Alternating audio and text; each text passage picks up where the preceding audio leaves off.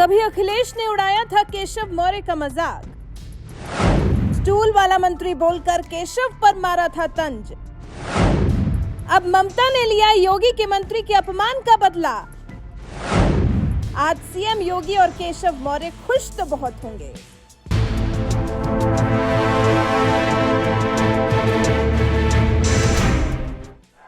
तेरे जैसा यार कहाँ ऐसा याराना,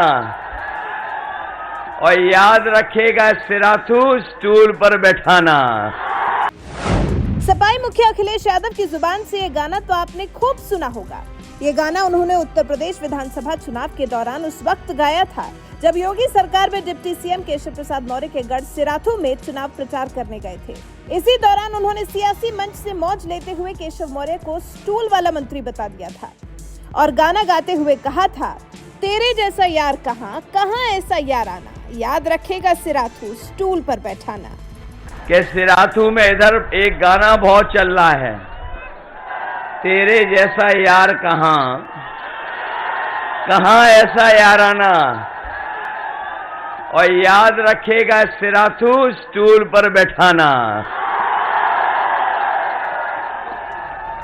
जिस वक्त अखिलेश यादव स्टूल वाला मंत्री बोलकर डिप्टी सीएम केशव प्रसाद मौर्य का मजाक उड़ा रहे थे, शायद वो ये बात भूल गए थे कि एक न एक दिन वक्त सबका आता है और इस बार वक्त आया अखिलेश यादव का, जब उन्हें भी पश्चिम बंगाल जाकर एक स्टूल पर बैठने को मजबूर होना पड़ा।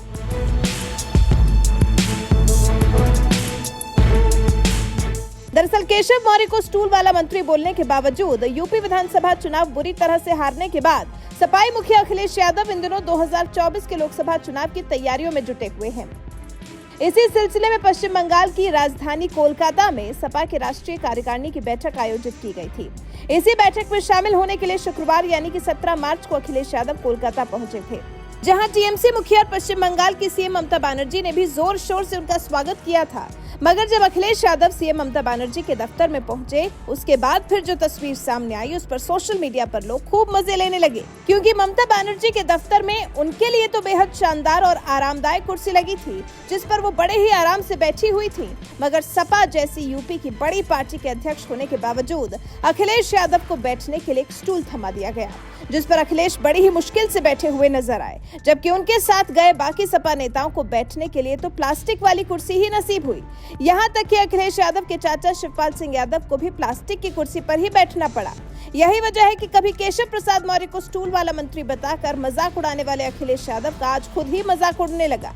यहाँ तक कि लखनऊ लोकसभा सीट पर राजनाथ सिंह के खिलाफ चुनाव लड़ने वाले कांग्रेस नेता आचार्य प्रमोद कृष्णम ने भी अखिलेश की इस तस्वीर पर मौज लेते हुए कहा, इतना भेदभाव ठीक नहीं दीदी, हमारे पूर्व मुख्यमंत्री को इतनी छोटी कुर्सी, विपक्षी एकता में समानता भी जरूरी है। वकील संत प्रसाद मौर्य नाम के एक ट्विटर यूजर ने लिखा, स्टूल, उत्तर प्रदेश की राजनीति में स्टूल की बहुत चर्चा हो रही है।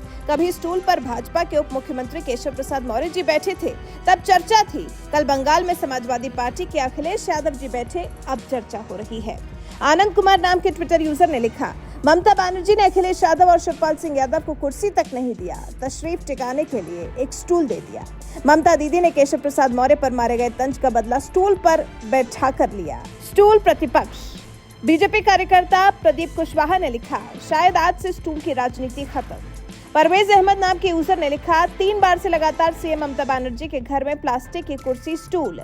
यूपी विधानसभा में नेता प्रतिपक्ष अखिलेश यादव को आसन के रूप में ससम्मान स्टूल दिया। किरणमय नंदा शिवपाल को प्लास्टिक की कुर्सी। सपाई राष्ट्रीय कार्यकारिणी की मीटिंग करने कोलकाता गए हैं। पत्रकार सुधीर मिश्रा ने लिखा, कोलकाता में अखिलेश को दीदी ने स्टूल पर बैठाया, क्या राजनीति में अखिलेश का कद स्टूल वाला है?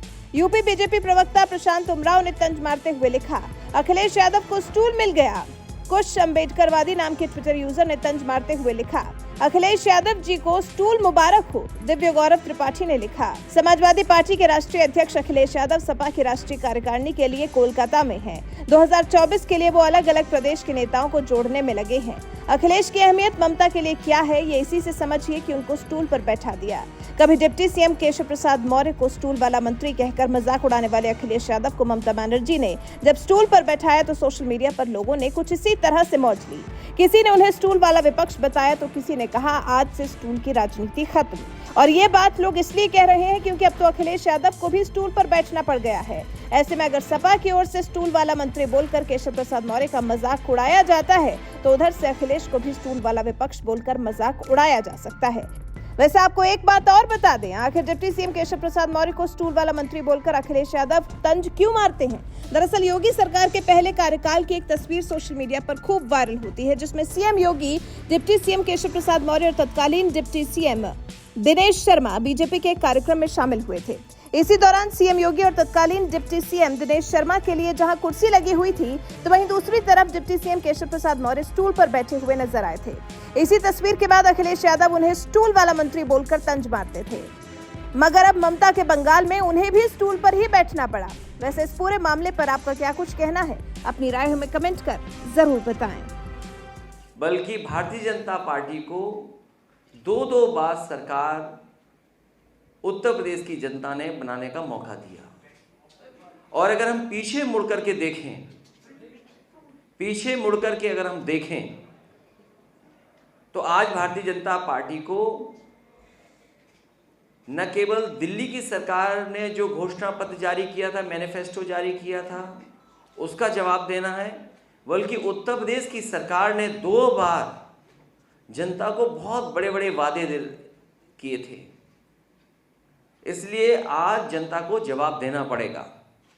और मुझे पूरा भरोसा है कि समाजवादी पार्टी की जो राष्ट्रीय कार्यकारिणी यहाँ बैठी है, हमारी पार्टी का नेतृत्व यहाँ बैठा है, उसने सबने मिलकर के यही फैसला लिया है कि उत्तर प्रदेश में समाजवादी पार्टी के साथ जो गठबंधन हैं, जो गठबंधन दल हैं, उनसे मिलकर के 80 की 80 सीटें भारतीय जनता पार्टी को हराने का काम करेंगी। आज महंगाई चरम सीमा पर है, बेरोजगारी चरम सीमा पर है और अन्याय भी चरम सीमा पर है। हालांकि उत्तर प्रदेश के बारे में मैं ये कह सकता हूँ, दिल्ली और यूपी की सरकार होने के बाद 2-3-4 महत्वपूर्ण डिपार्टमेंट्स हैं। उदाहरण के लिए पीडब्ल्यूडी डिपार्टमेंट, अभी बजट पास हुआ, 30% पैसा खर्च किया। जो स्वास्थ्य विभाग है, हेल्थ डिपार्टमेंट है, मेडिकल एजुकेशन डिपार्टमेंट है, उसमें 40% केवल खर्च कर पाए। अभी बिजली विभाग का सबसे बड़ा संकट पैदा कर दिया। ये बीजेपी के लोग कमाल के लोग हैं, जब इन्हें वोट चाहिए होता है तो ये जनता में वादे करते हैं। कर्मचारियों को वादा किया था इन्होंने।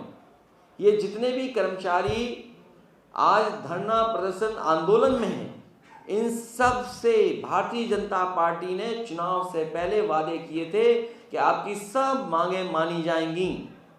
लेकिन सरकार बनने के बाद वो मांगें नहीं मांग रहे हैं, और जब मांगें नहीं मांग रहे हैं तो अंतर्गतवा पूरा उत्तर प्रदेश में बिजली संकट पैदा है। बिजली नहीं है। क्या पुलिस पावर प्लांट चलाएगी? क्या पुलिस सब स्टेशंस को देखेगी? क्या पुलिस डिस्ट्रीब्यूशन देखेगी? पुलिस जो लॉ एंड ऑर्डर नहीं ठीक कर पा रही है, वो बिजली कैसे ठीक करेगी? तो उत्तर प्रदेश ने जिसने प्रधानमंत्री दिया है, उसमें सबसे ज्यादा बेरोजगारी है, सबसे ज्यादा महंगाई है, सबसे ज्यादा अन्याय हो रहा है। और जो दल उनके खिलाफ दिखाई दे रहा है, उसके ऊपर ईडी, सीबीआई, इनकम टैक्स। इसलिए सभी लोगों ने मिलकर के संकल्प लिया है कि इस बार भारतीय जनता पार्टी को सभी सीटें हराई जाएंगी।